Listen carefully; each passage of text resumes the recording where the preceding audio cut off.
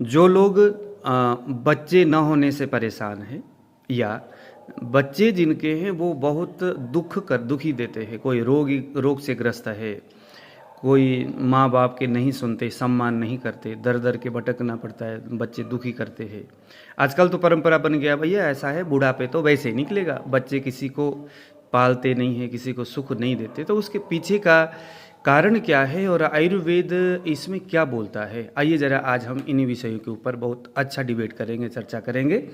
मैं इसमें मोटी मोटी कुछ बातें बताता हूँ। आप अष्टांग संग्रह शरीर स्थान अध्याय नंबर 2 सूत्र क्रमांक 3, इसको अगर हम सही तरीक़ा से व्याख्यान समझेंगे तो निश्चित तौर पर आपको यह जो डिबेट है वो समझ में आएगा। ये सभी समस्याओं का मूल कारण क्या है वो आपको समझ में आने वाला है। तो देखिए ज़रा, गति पुराणे रजसी। अब ये बोलता है कि जो स्त्री रजस्वला के दिनों में जो भी ब्लड बाहर निकलना चाहिए था वो सभी बाहर निकलने के लिए प्रयत्नशील होना चाहिए। अब ये रोकने का क्या मामला है कि भाई किसी स्त्री के जो रज है पूरा बाहर अगर नहीं निकलेगा तो बहुत सारे शरीर के अंदर ऐसे ऐसे रोग हो सकता है, रोग तो होंगे ही होंगे, बाकी संतान भी अच्छा उत्पन्न नहीं होगा और बिल्कुल गर्भधान होगा ही नहीं। इसीलिए पहले ही सूत्र में बताया कि स्त्री को अगर रजस्वला मासिक धर्म के समय में पूरा उसको छूट देना चाहिए, उसको प्रसन्न रहने देना चाहिए, उसको एकांतवास में रहना, ताकि वो सारे एक्टिविटीज़ करे जिससे कि जितने भी जो 1 महीने तक संचित होगा जो पीरियड्स का जो ब्लड है वो पूरा वो 2-3 दिन में निकलने देना चाहिए। इसीलिए आयुर्वेद ने, हमारा जो नीति शास्त्र है वो स्त्रियों के प्रति ऐसा बोलता है कि भाई स्त्रियों को उन दिनों में किसी को स्पर्श नहीं करना, शारीरिक संबंध नहीं बनाना, भोजन नहीं बनाना, स्नान नहीं करना, ये तमाम बातें वहाँ बताया जाता है। अशुद्ध इसीलिए बताया गया है। अब बहुत सारे लोगों को बहुत सारी बातें समझ में नहीं आती, इसीलिए जो हर किसी के समझ में आए वो ऐसी बातें समाज में बताया गया है कि भाई ये चीज़ें आपने नहीं करना। अब वो क्यों नहीं करना है, अगर कोई समझदार होगा तो वो यहाँ पर लिखा हुआ है। तो संतान उत्पादन के संदर्भ में कि अच्छा बच्चा उत्पन्न हो, इसके लिए क्या होना कंडीशन, पहले नंबर में गते पुराणे रजसी, जो पुराना रज है गर्भ में एक भी नहीं बचना चाहिए। नवे अवस्थिते शुद्धे गर्भस्याशये मार्गे च विदात्मना।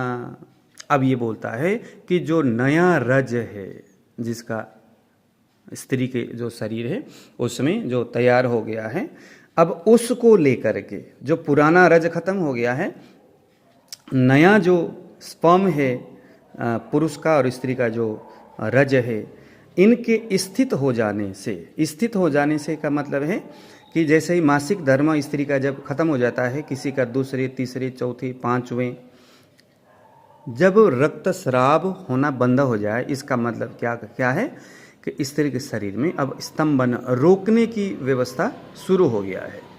तो किसी का चौथे में, किसी का 5वें में रज रोकना शुरू हो जाता है। ठीक है, तो बोलता है कि नवे अवस्थिते शुद्धे गर्भस्य, सारा रक्त निकलने पर जब रज बंद हो गया है बाहर जाना, यानी उसमें स्तंभन शक्ति अब वहाँ पर आ गया है। आने से इसका मतलब क्या हो गया है कि योनि मार्ग जो है एकदम, है ना, अवस्थित शुद्ध है, जो योनि मार्ग शुद्ध हो गया है, ऐसा जान करके दोष से रहित पुरुष का शुक्रकीट और स्त्री का रज, द्रव अवस्था में जो रज है, जो विकार रहित है, जो पूरा निरोग है, किसी प्रकार के रोग से रहित है, हम ये चरक में पढ़ते पहले आ चुके हैं।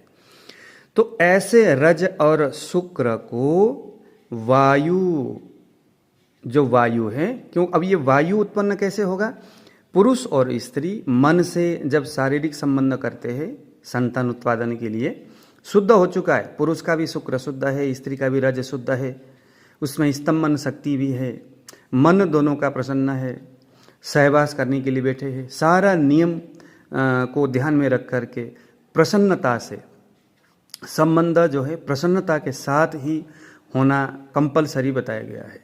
ठीक है, तो प्रसन्नता से जब स्त्री और पुरुष आपस में उस दृष्टि से देखेंगे, स्पर्श करेंगे, प्यार करेंगे, तो उस बीच में शरीर में कुछ हार्मोन्स निकलते हैं, वो निकलने की जो क्रियाएं हैं आयुर्वेद ने यहाँ पर क्या बताया है, यहाँ पर देखो वायु न प्रेरितम अन्यसा, वायु बढ़ जाता है पुरुष और स्त्री के उस एक्टिविटीज से। बढ़ने वाला वायु संबंध होने के बाद मन के शुद्धि और मन प्रसन्नता के साथ जो शुक्र जब निकलता है तो बढ़ने वाला वायु, उस एक्टिविटी से वायु बढ़ता है और वही वायु शुक्र और वीर्य को, शुक्र और आर्तव को ले करके गर्भ स्थान में जाता है। और उसी समय जो स्त्री और पुरुष मन से बड़ा स्टेबल होकर के संतुष्टि के साथ, देखो ये संतुष्टि की बातें हर जगह बताया गया है, मन बड़ा प्रसन्न हो गया, वायु शुक्र और वीर्य को गर्भ की ओर लेके जा रहा है, गर्भ स्थान की ओर। उसी वक्त एक और काम होता है और वह काम है आत्मा का। मन, शुक्र, रज और आत्मा, इन तीनों का गर्भ स्थान में स्थित होना जरूरी है। लेकिन लेके कौन जाएगा इनको? तो भैया पुरुष का शुक्र और स्त्री का रज, इसको लेके जाने वाला है वह वायु, जिसको संबंध बनाते वक्त आपने उस एक्टिविटी से जगाया है। तो बढ़ने वाला वो वायु इन दोनों को लेके जाएगा। अब उस गर्भ स्थान में तीसरा भी एक चीज है जो जाने वाला है, उसका नाम है आत्मा। अब यह जो आत्मा है, देखो ग्रंथ क्या बोलता है आत्मा के बारे में, अन्य स महाभूतै अनुगतम आर्तवेना भी मूर्छितम अन्वेक्षण रागादि क्लेशवशानुवर्तिना स्वकर्म चोदितेन मनोजवेन जीवेन। लेके जाने वाला कौन है? मनोजवेन जीवेन, जीव यानी आत्मा। उस आत्मा को प्रसन्न होने वाला वह मन जिसके संयोग से संबंध हो रहा है, बीज और शुक्र को वायु वहां तक लेके जा रहा है। आत्मा को स्वागत करने के लिए कौन आ गया? मन। यमन शक्रे, श्रीमद् भागवत में कि जो पुरुष है वो मन से रहित है, जो भगवान है वो मन। इसीलिए जब वो क्या नाम है, जब वो गोपी गीत गाने के वो प्रसंग है, उस वक्त में कहते हैं कि रास लीला के संदर्भ में कि वहाँ लिखा गया है वेद व्यास द्वारा कि भगवान तो यमनस चक्षु, भगवान मन से रहित है। अब मुझे रास लीला करनी है तो क्या किस चीज़ की जरूरत पड़ेगी? मन की। क्योंकि मन का निर्माण करने से शुद्ध मन ही आत्मा को आकर्षण करता है जीवों के अंदर। तो वहां भगवान ने क्या किया था? मन का निर्माण करके जीवों का जो आत्मा है उसको आकर्षण किया खुद के ऊपर। यहाँ पर भी वही रासलीला, शारीरिक संबंध से संतान उत्पादन करने की जो व्यवस्था है वो रासलीला की एक व्यवस्था है। दोनों को स्थान दे करके जोड़ करके देखोगे तो बड़ी आनंद आएगी। तो जैसे वहाँ मन उत्पादन करके भगवान ने जीवों के अंदर के उस आत्मा को आकर्षण किया, जो आत्मा उसी भगवान का एक अंश स्वरूप था, ऐसे ही यहाँ पर भी जो आत्मा अनेक प्रकार के पूर्व जन्मों के सुख दुख रूपी कामनाओं से आबद्ध है और उस जीव यानी आत्मा को जो इस गर्भ स्थान में स्थित करता हो, उसको बुलाता हो, उसको वेलकम करता हो, करने वाला कौन है? मन है। इसीलिए शारीरिक संबंध बनाते वक्त मन का भी प्रसन्न रहना जरूरी है। प्रसन्न रहना यानी मन को शुद्ध रखना जरूरी है, मन को बलवान बनाना जरूरी है, क्योंकि बलवान मन ही आत्मा को लेकर आता है। हाँ जी, अब आत्मा तो आ गया जी। मन जो है, शुद्ध मन ने धीरे धीरे आत्मा को गर्भ स्थान की ओर लेके जा रहा है और बढ़ता हुआ वायु, शुक्र और आर्तव को गर्भ स्थान की ओर, गर्भ स्थान की ओर ये तीनों जा रहे हैं। अब वहीं पर ग्रंथकार बोलते भैया गर्भ स्थान पवित्र होना चाहिए, क्योंकि अपवित्र स्थान में कभी भी आत्मा जो जीव स्वरूप है वो स्थान प्राप्त नहीं करता। ठीक है, स्थान प्राप्त नहीं करता। अब देखो वहाँ कौन कौन पहुँचा है गर्भ स्थान में? जो शुद्ध गर्भ है वहाँ कौन कौन गया? अब देखो, अशुद्ध गर्भ होने के बहुत सारे कारण हैं स्त्रियों में।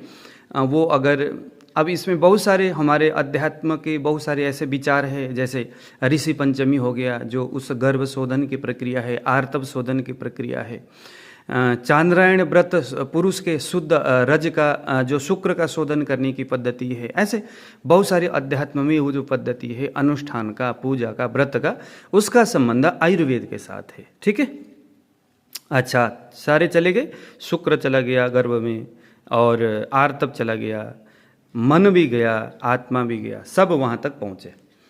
अब क्या होगा, यह जो वायु है उस गर्भ स्थान में मन पहले वहाँ आत्मा को स्थित करता है।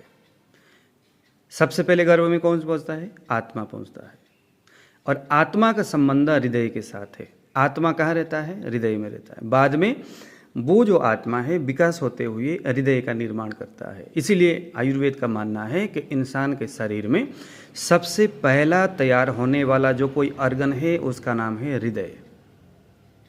ठीक है, इसीलिए हृदय के बारे में कितनी बड़ी बातें बताया गया होगा आप समझ गए होंगे कि पहले आत्मा ही पहुंचता है उस गर्भ स्थान में जाकर के अपने स्थान को निर्धारित करता है, यानी आत्मा का निर्माण करने के लिए सहयोगी होता है।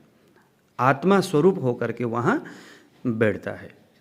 आत्मस्वरूप यह जो जीव है मन के द्वारा प्रेरित होकर के जब उस स्थान में पहुंचता है तो धीरे धीरे वायु, रज और आर्तव इन दोनों को लेकर के उस स्थान में पहुंचता है। अब यहाँ पर गुस्सम गुस्सी शुरू हो जाती है। क्या होता है?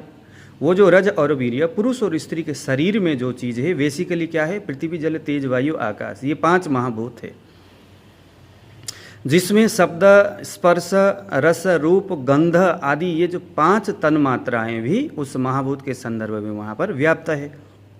अब ये जो वायु है शुक्र और रज इन दोनों कीट में से इसको तोड़ फोड़ करके क्या करता है? तोड़ फोड़ वो बेसिकली पहले ही कर देता है, वहाँ तक जाने से पहले ही। वहाँ पर पृथ्वी, जल, तेज, वायु, आकाश ये 5 महाभूतों का निर्माण और उसको मेंटेन करना, उसको बोलता है जाते जाते ही वायु कि भैया आत्मा जो जीव शक्ति है अपने हृदय का निर्माण करते हुए पहले ही मन के द्वारा वहाँ स्थापित कर दिया गया है।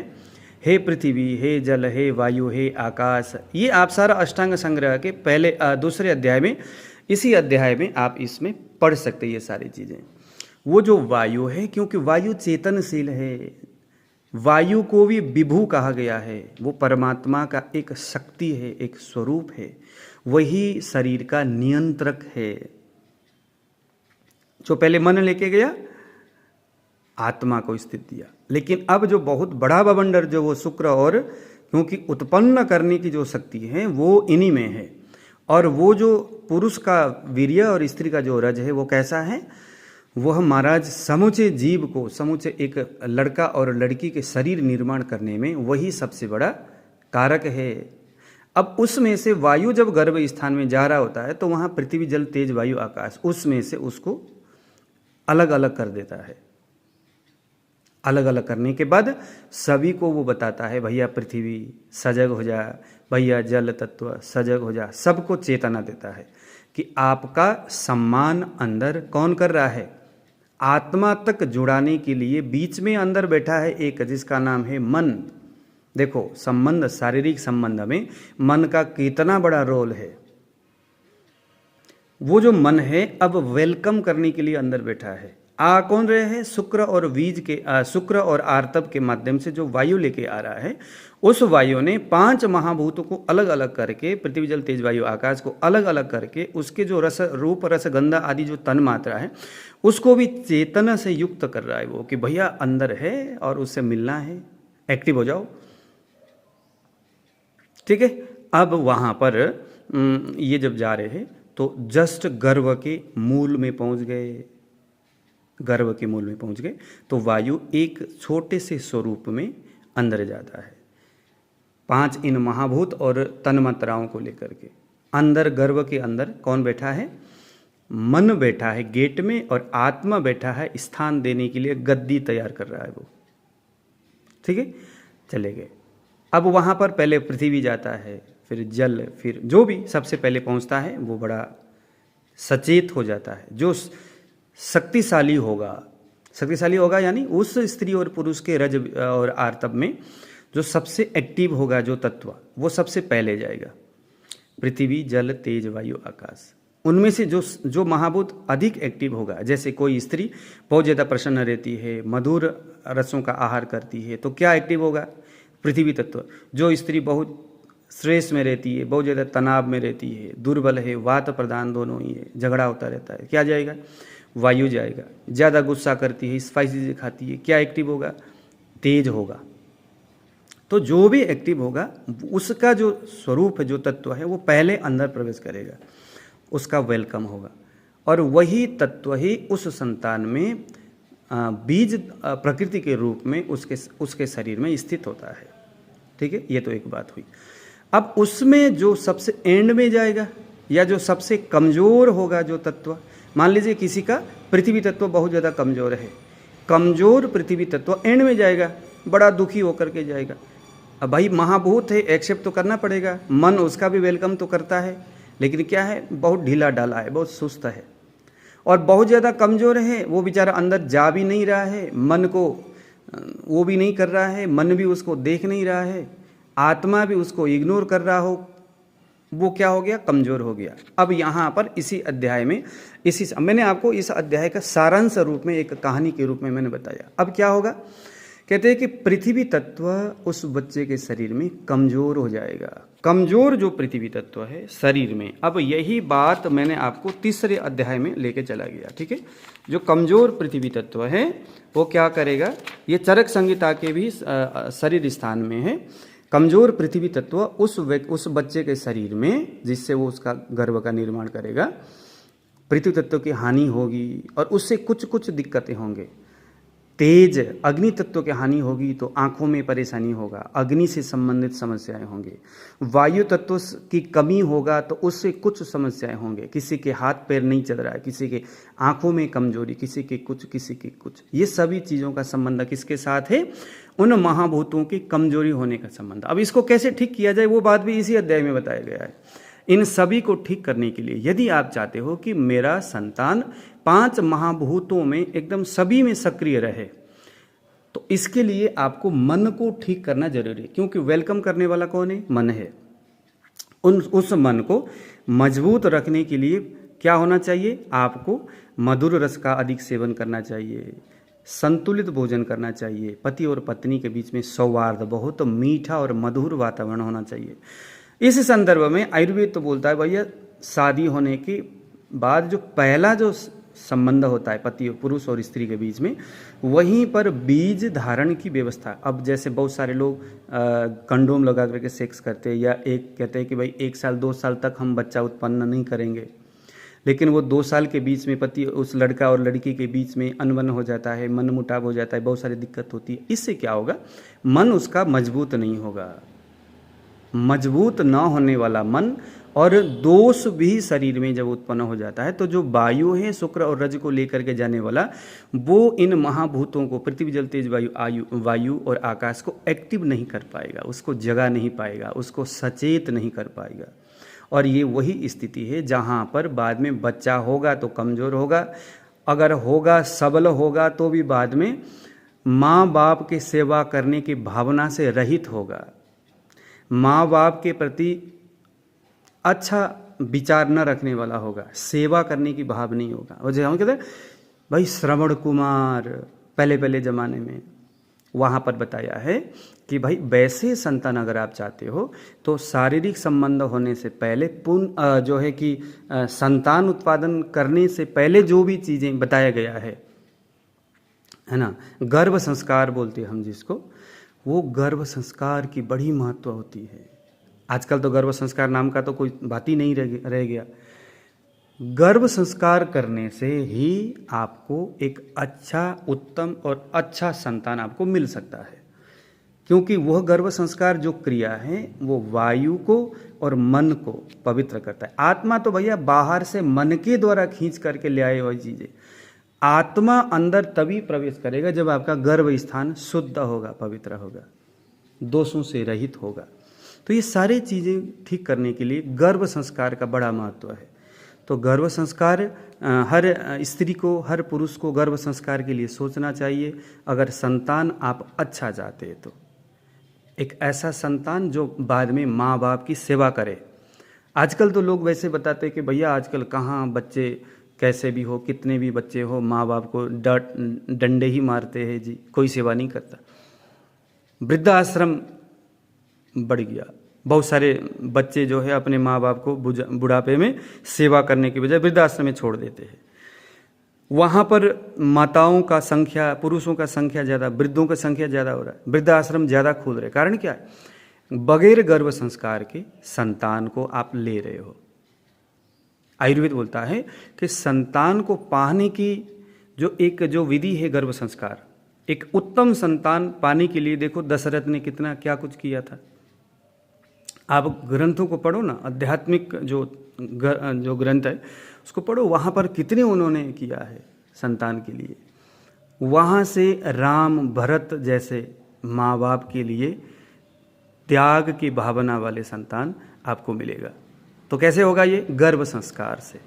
गर्भ संस्कार के बाद जब गर्भ स्थान हो जाता है, जब संबंध हो जाता है, पेट में जब बच्चा आ जाता है, तो कम से कम भी 1 महीने या ऐसे कुछ दिन के बाद वहाँ पर एक संस्कार होती है जो बहुत महत्व का, जिसका नाम है पुंसवन संस्कार। ये सभी चीज़ें आयुर्वेद ने बताया, लेकिन हम उसको भूल जाते हैं, हम करते नहीं हैं। और यही ववंडर आज फैला हुआ है, वृद्धाश्रम बढ़ी हुई है, बहुत सारी चीज़ें हैं। अगर इस विधि से आप संतान उत्पादन करेंगे कि क्या मजल है वो संतान आपको वृद्धाश्रम में छोड़ दे। राम भरत और शत्रुघ्न के समान अपने माँ बाप के वचनों को जो टाल ना सका, बेशक अपना जीवन जंगलों में उन्होंने झोंक दिया, लेकिन अपने बाप के, अपने पापा के उस शब्द को उसने नहीं काटा। उस संकट से उसने सहज मुस्कुराते हुए चला गया। तो ऐसे संतान भी तो हम बना सकते, लेकिन वो तभी होगा जब आप आयुर्वेद के इस मंगलमय, इस संकल्प के साथ आप गर्भधान करेंगे, संस्कार और बीज का आप आधान करेंगे। ऐसे ही थोड़ी। आयुर्वेद बोलता है कि भैया बगैर मांगे मिले हुए चीज़ें बाद में नुकसान करती है। तो भगवान से, प्रकृति से, हमारे शरीर के महाभूतों से एक उत्तम संतान मांगने की जो विधि है, उसी का नाम है गर्भ संस्कार, उसी का नाम है पुंसवन। ठीक है जी।